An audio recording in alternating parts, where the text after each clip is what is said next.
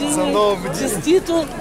25-годишният Щер Кощерев спаси богоявленския кръст от водите на река Бяла в квартал Устово.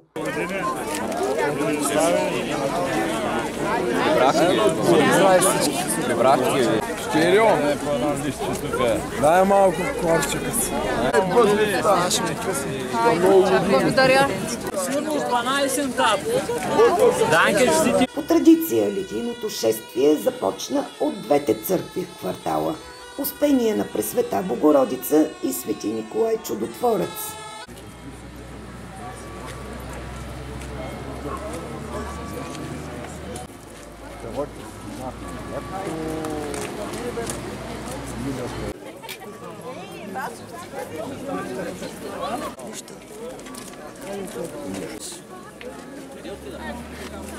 Седемнайсет смелчаци от Сдружение Родопски хайдути скочиха в реката пред погледа на стотици смолянчани.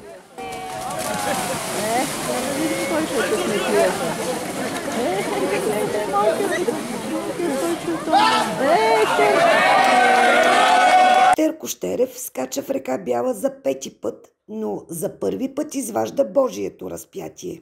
Пожелавам на всички, които скачат, да го фанат, да усетят емоцията и да се поддържа празника и да се поддържат традициите, за да може да сме задържани. Благодаря. На този ден днес се навършват и 176 години от рождението на поета-революционер Христо Ботев.